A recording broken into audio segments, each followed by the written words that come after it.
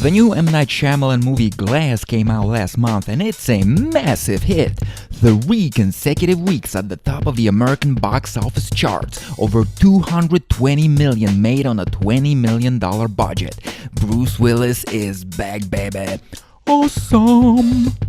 Die Hard, The Fifth Element, Armageddon, The Sixth Sense. That guy has been in hit after hit. Whether the movie is good or not, Bruce Willis's name on the poster guarantees profit. Right? I've decided to investigate and checked out his box office history and he's been in a lot of bombs. I mean a lot of bombs. I mean a lot of bombs. And not small ones either. Some of these movies had huge budgets, stuff you've never even heard of, obscure and forgotten financial disasters. For every Die Hard, there's The Last Boy Scout. For every Sixth Sense, there's a Bonfire of the Vanities. He just can't help himself but to follow up the endeavor with the Challenger, and then throwing in the Columbia for good measure. How's that for a nerdy reference? This got me thinking, is Bruce Willis' box office poison? To answer this question, I've created a comprehensive analysis of Bruce Willis's box office career. We're only counting wide cinematic releases, no straight-to-DVD garbage. Bruce has to be first, second, or third billed. Cameos don't count. Animated movies don't count either, since those sell regardless of who's in them. Usually. It is generally agreed upon in Hollywood that a movie breaks even if it makes 2.5 times its production budget, so we'll be using that as a line between profit and loss. Shall we begin? His cinematic debut was Blind Date, a forgettable romantic comedy from 1987 with Kim Basinger as the love interest. The budget was $18 million, and the total box office gross was $39.3 million, which puts the total profit at minus $5.7 million. Not a good start, Bruce. Next up is Sunset from 1988, a period piece crime mystery about the murder at the 1929 Academy Awards ceremony. I've tried to find out whether this was based on real events or not, but as far as I can tell, it's pure fiction. With a budget of $16 million and a gross of only $4.6 million, the movie lost $35.4 million. Putting Bruce's total box office balance at minus $41.1 million. Come on, Bruce! You can do it! Next up is the one which put him on the map, 1988's Die Hard. I don't think I need to say anything about this one, most of you probably know it better than I do. With a $28 million budget and a sizable gross of $141.3 million, the movie made $71.3 million for 20th Century Fox. That puts Bruce's total at $30.2 million. Alright, we're finally in the white. In 1989, Bruce made In Country, a movie about the lives and struggles of Vietnam veterans and their family members. My favorite. $18 million budget and a $3.5 million gross add up to minus $41.5 million. The total is now at minus $11.3 million. And we're in the red again. The same year, a little movie called Look Who's Talking came out, which starred John Travolta and a small child with Bruce Willis as his inner voice. Granted, Bruce did not appear on screen, but he was the main focus of the ad campaign, so we're taking this movie into account. Oh yeah, she's gone. On a budget of only $7.5 million, the movie made $297 million worldwide. Holy shit! Putting the profit at a massive $278.25 million and bumping Bruce's total up to $266.95 million. Good job! In 1990, Bruce played John McClane once again in Die Hard 2. Gotta get those sequel bucks, huh, Bruce? On a budget of $70 million, the most expensive movie ever made at the time, the movie made $240 million, below the studio's expectations, putting the profit at only $65 million. Bruce's total is now $331.95 million. Maybe I was wrong about making this video after all. Later that year, the rushed sequel to Look Who's Talking came out, called Look Who's Talking 2. I looked around but had trouble finding out the budget for this movie. From what I could find, it was around $15 million, so we'll go with that.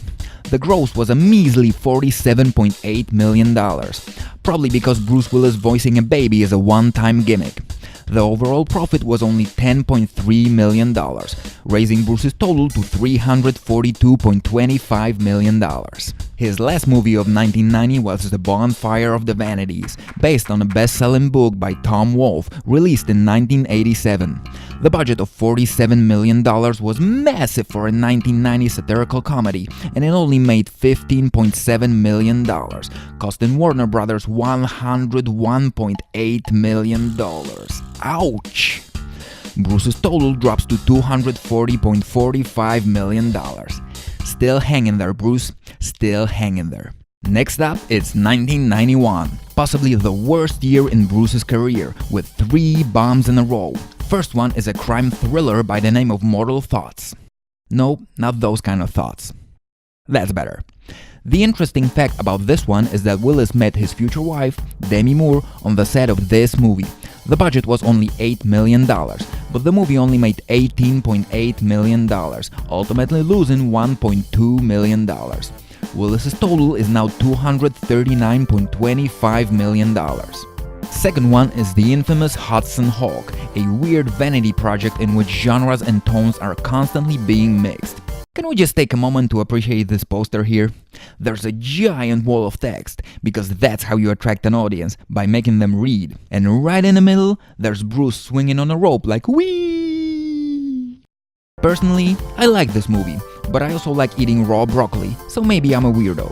Costing $65 million, the movie only made $17.2 million, losing $145.3 million for TriStar.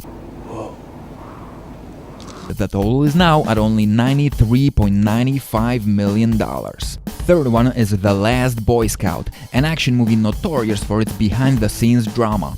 With a budget of $75 million, it failed by making only $59.5 million, costing Warner Brothers $128 million. Bruce's total profit is now at minus $34.05 million. Come on, Bruce! You can do it, put your back into it. In 1992, Bruce starred in Death Becomes Her, a Robert Zemeckis movie which feels like a Tim Burton movie.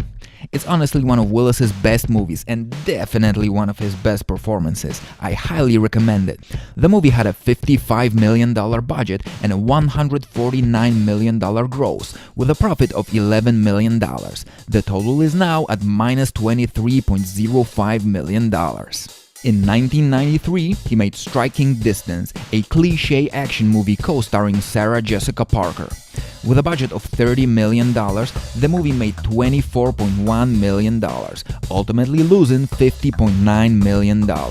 Bruce's total is now at minus $73.95 million.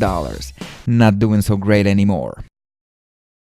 In 1994, Willis played the narrator and guardian angel of a young Elijah Wood in North, a comedy-adventure movie with so many insensitive stereotypes that it couldn't possibly be made today. It features such gems as Abe Vigoda, one of the oiveyest-looking Jewish people in Hollywood history, playing an Eskimo. I wish I was kidding. With a budget of $40 million, you could just see the money burn on screen. And burn it sure did. The movie only made $7.2 million, losing $92.8 million for Columbia Pictures. The total is now at minus $166.75 million. What are we going to do? The same year, Color of Night came out, Bruce's only attempt at making an erotic thriller. Oh my! Which cost $40 million and only made $19.7 million, losing $80.3 million for Buena Vista, putting Willis's total at minus $247.05 million. That's it, man. Game over, man. It's game over. Looks like Bruce is in a really tight spot now. How will he ever get out of this one? What will his fate be? Is there anyone who can help him reach his full potential? Find out more in part 2. Bye!